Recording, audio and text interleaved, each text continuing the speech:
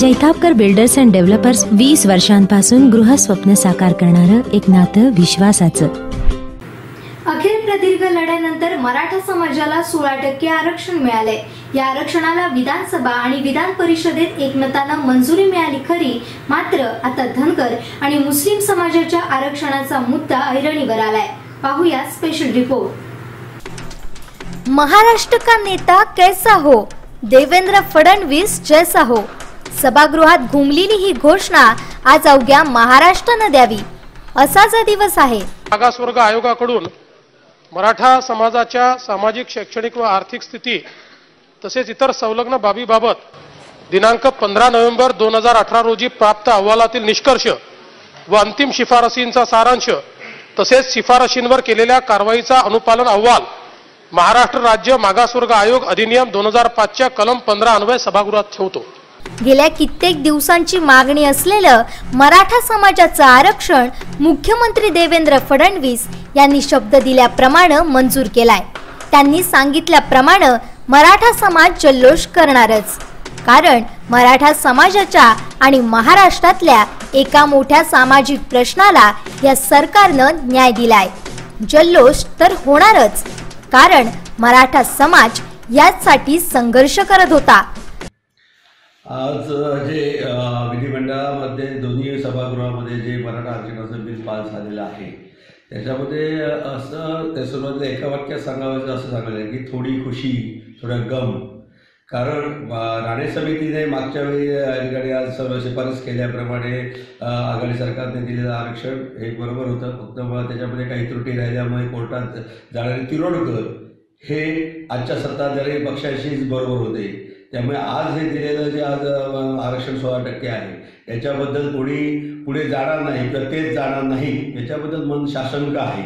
कारण तामिळनाडूमध्ये 69% जे आहे त्या ठिकाणी संसदेमध्ये त्याप्रमाणे झालेलं आहे. इथे विधिमंडळातला हा कायदा त्याचा कायद्यात रूपांतर होणार की नाही हे माहीत नाही आहे. दुसरी गोष्ट की या ठिकाणी कोर्टात हे टिकलं पाहिजे.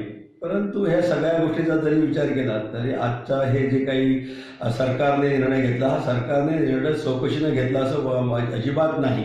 त्याच्यात मराठा समाजातल्या लोकांनी मराठा समाजाने ज्या तऱ्हेने या ठिकाणी आज संपूर्ण सत्ताधारी आणि विरोधी पक्षावर दबाव आणला, सातत्याने उपोषण मोर्चा आणि ह्या सगळ्या ठिकाणी आंदोलनं जी केलेली आहे त्याची ही फलश्रुती आहे. आणि आज 16% दोन्ही सभागृहामध्ये कायदा पास झाला आहे. याच्यामध्ये मी असं एकच म्हणेन की ज्या ठिकाणी आमचे काही मराठा समाजाचे लोक 42 हुतात्मे झालेले आहेत त्यांना ही श्रद्धांजली ठरेल. त्याचप्रमाणे भावी पिढी आमची जे युवक युवती जे या ठिकाणी शिक्षणासाठी प्रयत्न करत आहेत, नोकरीसाठी प्रयत्न आहेत, काही वंशी तरी या ठिकाणी आज जो समाजातला मराठा समाजातले जो या ठिकाणी आज काही तरुण आहे जो वंचित आहे त्याला आज न्याय मिळण्याची या ठिकाणी थोडीशी आशा निर्माण झालेली आहे. आणि म्हणून या आरक्षणाचं स्वागत करताना असं म्हणेन की विधिमंडळातील दोन्ही सभागृहामध्ये जे सदस्य आहेत या सर्व सदस्यांचं एकमुखाने हा ठराव मंजूर केल्याबद्दल मनपूर्वक अभिनंदन करेन. आणि जे हुतात्मे झालेले आहेत मराठा समाजाचे त्यांचा जर हौतात्म्य हे एक कारणी झालं, सत्कारणी झालं, समाजासाठी आज ते बळी गेले, त्यांना या ठिकाणी त्यांना श्रद्धांजली वाहिली. निश्चित 2 वर्षाच्या आमच्या लढ्याला आणि प्रयत्नांना यश आलेलं आहे. आणि आज वैधानिक असं म्हणजे राज्य मागास आयोगाचं शिफारस असल्या प्रकारचं 16% आरक्षण आज समाजाला लागू झालेलं आहे. कारण विधानसभा आणि विधान परिषदेमध्ये या संदर्भातला सगळा ठराव मंजूर झालेला आहे. 2-4 दिवसात कायद्याची प्रक्रिया पुढची पूर्ण होऊन साधारणतः 5 डिसेंबर पासून प्रत्यक्ष मराठा समाजाला या आरक्षणाचे फायदे मिळतील. आणि हा जो सगळा जो विजय आहे हा विजय आपल्या सामान्य मराठ्यांनी लढलेल्या लढ्याला आहे. त्याच्यामुळे हा विजय आम्ही त्या आमच्या सामान्य मराठा ज्यांनी या लढ्यासाठी आपलं बलिदान दिलं आणि जी श्रद्धासुधीक जिच्यामुळे आम्ही सगळेजण एकत्र आलो तर तिला हा विजय आम्ही समर्पित करीत आहोत. भारतीय जनता पक्षाच्या सरकारने आज विधिमंडळामध्ये मराठा आरक्षणाचा ठराव मंजूर केला. खरं म्हणजे आमच्या सगळ्यांसाठी भारतीय जनता पक्षाच्या कार्यकर्त्यांसाठी अत्यंत आनंदाचा असा दिवस आहे. कारण या निमित्ताने पुन्हा एकदा सिद्ध झालं की भारतीय जनता पक्षाच्या सरकारमधले मंत्री किंवा सरकारमध्ये आम्ही जी आश्वासनं देतो, ती आश्वासन पाळतो, आमचा दिलेला शब्द पाळतो. आम्ही नुसतं बोलत नाही तर करून दाखवतो. हे या मराठा आरक्षण दिल्यामुळे पुन्हा एकदा सिद्ध झालेलं आहे. पण याबरोबर एक गोष्ट जी खटकते सतत म्हणून की आज आमच्या सिंधुदुर्ग जिल्ह्यामध्ये माननीय नारायण राणे साहेबांनी आपल्या भाषणामध्ये किंवा पत्रकार परिषदेमध्ये असं सांगितलं की राणे समितीच्या शिफारसीमुळे मराठा आरक्षण मिळालं. सर्वस्वीपणे चुकीच्या पद्धतीचं जनतेची, मराठा समाजाची दिशाभूल करतायत. ऐन निवडणुकीच्या तोंडावर 2014 मध्ये काँग्रेस राष्ट्रवादी सरकारने राणे समितीची स्थापना करून फक्त 13 दिवसामध्ये कोणत्याही प्रकारचा अभ्यास न करता घाईघाईने हे आरक्षण डिक्लेअर केलं. ते निवडणुकीतल्या मराठा मतांवर डोळा ठेवून हे आरक्षण जाहीर केलं होतं. आणि केतन तिरोडकर या व्यक्तीने न्यायालयामध्ये ऑब्जेक्शन घेताना न्यायालयामध्ये ते टिकलं नाही आणि ज्यांना आरक्षण दिलं होतं त्यांचाही लाभ त्याचा रद्द झाला. त्यामुळे राणे समितीच्या शिफारशीमुळे हे आरक्षण मिळालेलं नाही आहे. मी पुन्हा एकदा सांगतो, हे आरक्षण मिळालं जे आहे ते भारतीय जनता पक्षाच्या सरकारने गेल्या 3.5 वर्षामध्ये जे सातत्याने प्रयत्न केले, त्या सातत्याने प्रयत्नामुळे हे आरक्षण मिळाले. हे आरक्षण जरी निवडणुकीत तोंडाला ठराव मंजूर झाला असला तरी गेल्या 3.5 वर्षापूर्वी मागास आयोगाची स्थापना केली की ज्याप्रमाणे 1989 मध्ये मंडल आयोगाची स्थापना आली, त्या मंडल आयोगाच्या शिफारशीनुसार एखाद्या समाजाला आरक्षण द्यायचं असेल तर त्याचा आर्थिक सामाजिक स्तर तपासला पाहिजे. त्यासाठी राज्य मागास आयोगाने त्याचा सर्वे करावा लागतो. असा सर्वे न करता राणे समितीच्या शिफारशीवर आरक्षण दिल्यामुळे ते न्यायालयात टिकलं नव्हतं. हे लक्षात घेऊन भारतीय जनता पक्षाच्या सरकारने 3.5 वर्षापूर्वी राज्य मागास आयोगाची स्थापना केली. त्याच्यानंतर राज्य मागास आयोगाला पूर्णप्रमाणे इन्फ्रास्ट्रक्चर दिलं. ते इन्फ्रास्ट्रक्चर घेऊन त्यांनी संपूर्ण महाराष्ट्राच्या प्रत्येक जिल्ह्यामध्ये गेले. 15,000 20,000 जी लोकसंख्या आहे, अशा लोकसंख्येच्या ठिकाणी गावागावात घराघरात जाऊन त्यांनी या संदर्भातले पुरावे तपासले. इतिहासातले पुरावे जवळजवळ 15,000 पानांचा अहवाल राज्य मागास आयोगाने तयार केला. आणि त्या अहवालामुळे राज्य मागास आयोगाने जे काही गुणांक दिले होते, मूल्यांकन दिलं होतं, त्या 25 गुणांपैकी 22 गुण मराठा आरक्षणाला देण्यासाठी योग्य अशा प्रकारचा अहवाल आला. त्यामुळे सगळ्या कसोटीला उतरलेला अहवाल दिल्यामुळे न्यायालयात टिकणारं आणि कुठल्याही समाजाचं, इतर समाजाचं 1% आरक्षण कमी न करता आरक्षण, मराठा समाजाला आरक्षण भारतीय जनता पक्षाचे सरकार देऊ शकलं आहे. ना आमच्या दृष्टीने अत्यंत आनंदाचा दिवस आहे. जो मराठा समाज गेली अनेक वर्ष आरक्षणासाठी मागणी करत होता, भांडत होता, आज खरोखरच आदरणीय राज्याचे मुख्यमंत्री देवेंद्र फडणवीस साहेब, उपसमितीचे त्या ठिकाणी चंद्रकांतदादा पाटील असतील, विनोदजी असतील, सगळी मंडळी, या सगळ्या मंडळीला आणि सभागृहाला मनापासून या ठिकाणी मी धन्यवाद देतो. खऱ्या अर्थाने आज लोकांना न्याय मिळण्यासाठी, म्हणजे कालच मी गेल्या 4 दिवसांनी मुख्यमंत्र्यांनी जाहीर केलं होतं की 1 डिसेंबरलाच आपण मोठा आनंदोत्सव जल्लोष साजरा करा. परंतु 1 डिसेंबरची वाट न पाहता 2 दिवस अगोदरच लोकांना जल्लोष करायचा, महाराष्ट्रभर जल्लोष त्या ठिकाणी सुरू झालेला आहे. काँग्रेस आणि राष्ट्रवादीच्या सरकारने निवडणुका डोळ्यासमोर ठेवून राणे समितीची स्थापना केलेली होती आणि ऐन घाई गडबडीत अगदी 13 दिवसात तो अहवाल त्या ठिकाणी देऊन आरक्षण जाहीर केलं होतं. लोकांनाही समजलं म्हणून गेल्या वेळी काँग्रेस राष्ट्रवादीचा पराभव या ठिकाणी झाला. परंतु जुन्या चुका कुठल्याही होता कामा नये याची खबरदारी राज्याच्या मुख्यमंत्र्यांनी घेऊन पहिल्यापासून ज्या मराठा मोर्चा ज्यावेळी निघाले, पूर्ण राज्यामध्ये 58 जवळजवळ मोर्चा निघाले. मोर्चाच्या लोकांनी अनेक मागण्या केल्या, त्या सगळ्या मागण्या राज्य सरकारच्या वतीने मुख्यमंत्र्यांनी पूर्ण केल्याच, पण तेवढंच करून थांबले नाहीत. तर ह्या 58 ज्या मोर्चाकरी होते त्या मराठा समाजाला मनापासून या ठिकाणी सॅल्यूट करायला पाहिजे. शांतता मार्गाने मोर्चा कसे काढावेत ह्याचं पूर्णपणे देशाला नाही जगाला दर्शन त्यांनी घडवलं.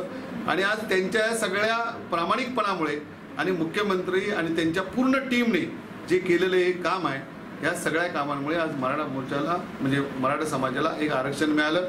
आणि याच्यातलं वैशिष्ट्य एक आहे की कुठल्याही ओबीसी किंवा अन्य कुठल्याही आरक्षणाला धक्का न लावता प्रामाणिकपणे आरक्षण देण्याचा या ठिकाणी प्रयत्न केलेला आहे. आणि माझं एक निश्चितपणे या ठिकाणी खात्री आहे की आम्हाला सगळ्यांना प्रचंड आनंद या ठिकाणी झालेला आहे की देवेंद्र फडणवीस साहेबांनी खूप संयमाने, खूप चांगल्या पद्धतीने हा विषय हाताळून आज एक राज्यात इतिहास निर्माण केला. म्हणून मनापासून आम्ही सगळी मंडळी त्यांचं या ठिकाणी अभिनंदन करतो. राणे साहेब, आज मराठा आरक्षणाचे विधेयक आहे ते विधिमंडळाच्या दोन्ही सभागृहात मंजूर झालेले आहे. काय आपली प्रतिक्रिया? एकंदरीत राणे समितीच्या अहवालावरच आणि राणे समितीने जो आघाडी सरकार असताना जे आरक्षण दिलं त्यावर जे आरक्षण मंजूर झालेलं आहे, काय सांगाल? आज मराठा समाजासाठी एक आज ऐतिहासिक दिवस आहे.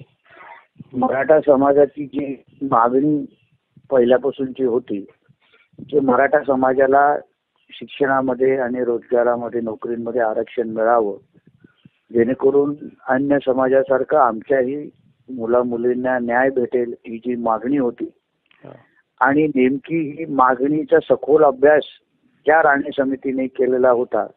जवळपास 18 लाख लोकांचा सखोल अभ्यास राणे समितीने केला आणि त्या अहवालाच्या आधारेच आणि सगळे त्यांच्या जे काही शिफारशी दिलेल्या आहेत त्या शिफारशीचा सखोल अभ्यास करून मागासवर्गीय आयोगाचा अहवाल तयार करण्यात आला आणि आज तो पटलावर ठेवण्यात आला आणि त्याचं विधेयकामध्ये रूपांतर झालं आणि मराठा समाजाला आज आरक्षण जाहीर झालेलं आहे. हे बोलत असताना ज्या राणे समितीच्या अहवालावर हे सगळ्या गोष्टी घडलेल्या आहेत, हे सगळं ऐतिहासिक क्षण जे आज आपण अनुभवतो आहे, म्हणून या सगळ्या बाबतीचं खरं श्रेय आपण सन्मान्य राणे साहेबांना दिलं पाहिजे. याचं कारण असं आहे की राणे समितीने अगर तो अहवालाचा अभ्यास एवढा सखोल केला नसता तर आज जे काही शिफारशी मागासवर्गीय आयोगाने समोर ठेवलेल्या आहेत, ज्याच्यावेळी 16% आरक्षण म्हणजे मी तुम्हाला बोललो आतमधलं चॉकलेट तेच आहे, बाहेरचा फक्त कागद आणि रॅपर बदललेला आहे. म्हणजे सगळ्याचं सगळं राणे समितीच्या अहवालाच्या अनुसारच आज आरक्षण दिलं गेलेलं आहे. आज 32% असलेला महाराष्ट्रातला मराठा समाजाने आरक्षण हे मिळवलेलं आहे, त्यांना दिलेलं नाही. कारण का ह्या आरक्षणासाठी जवळपास 58 मोर्चे काढायला लागले, 14,600 मुलांना अंगावर केसेस घ्यायला लागल्या, 42 मुलांना आत्महत्या करायला लागल्या आणि ह्या सगळ्या गोष्टी झाल्यानंतर आज मराठा आरक्षण ह्या राज्य सरकारने जाहीर केलेलं आहे. म्हणजे माझा मुद्दा एवढाच राहतो की अगर तुम्हाला राणे समितीचा अहवाल अगर स्वीकारायचाच होता तर 4.5 वर्षाच्या अगोदर जर तुम्ही स्वीकारला असता, योग्य पद्धतीने न्यायालयामध्ये मांडला असता तर ते आरक्षण टिकलं असतं. आणि एवढ्या जे काही घडामोडी झाल्या, एवढ्या आमच्या मुलांना जे जीव गमवायला लागलं, 14,600 मुलांना जे केसेस घ्यायला लागल्या, ते सगळ्या गोष्टी टाळता आल्या असता असं माझं म्हणणं आहे. 16% जे आरक्षण दिलेलं आहे हे कोणाच्याही आरक्षणाला धक्का न लावता ते आम्हाला आरक्षण दिलेलं आहे. म्हणून मी तुम्हाला सांगितलं की जो राणे समितीचा अहवाल आहे तो अगर त्याचा तुम्ही योग्य अभ्यास केला आणि एक तुम्ही दोन्ही अहवाल अगर तुम्ही समोर ठेवले आणि त्याची तुलनात्मक अगर तुम्ही अभ्यासासाठी एक कार्यक्रम अगर घेतला सिंधुदुर्ग लाईव्हच्या माध्यमातून तर महाराष्ट्राच्या आणि सिंधुदुर्गाच्या जनतेला कळेल की कुठल्या पद्धतीने राणे समितीच्या अहवालाने खऱ्या अर्थाने मराठा समाजाला न्याय दिलेलं, खऱ्या अर्थाने मराठा समाजाचं चित्र हे राज्यासमोर आणि सरकारासमोर मांडलं होतं आणि त्याचा धागा पकडून पुढे चाललंय. म्हणून राणे समितीमध्ये पण कोणाच्याही आरक्षणाला हात न लावता आरक्षण जे दिलं होतं तेच ह्या राज्य सरकारने 16% आरक्षण पुढे घेऊन गेलेलं आहे. बरोबर. राणेसाहेब, आता मराठा समाजाने जे आतापर्यंत आरक्षणासाठी जे आंदोलन केले त्यांच्यावर अद्याप गुन्हे मागे घेतलेले नाहीत, त्याबाबत कधीपर्यंत निर्णय होईल वगैरे त्यांची मागणी आहे आंदोलकांची? माझा मुद्दा माझा पण तोच होता, म्हणून तुमच्या विषयाशी मी सहमत आहे. आज ज्या 14,600 मुलांनी आज ह्या आरक्षण ह्या विषयासाठी अंगावर केसेस घेतलेले आहेत, आज जेव्हा हे आरक्षण जाहीर झालंय तेव्हा त्यांना त्या आरक्षणाचा कुठलाही फायदा मिळणार नाही.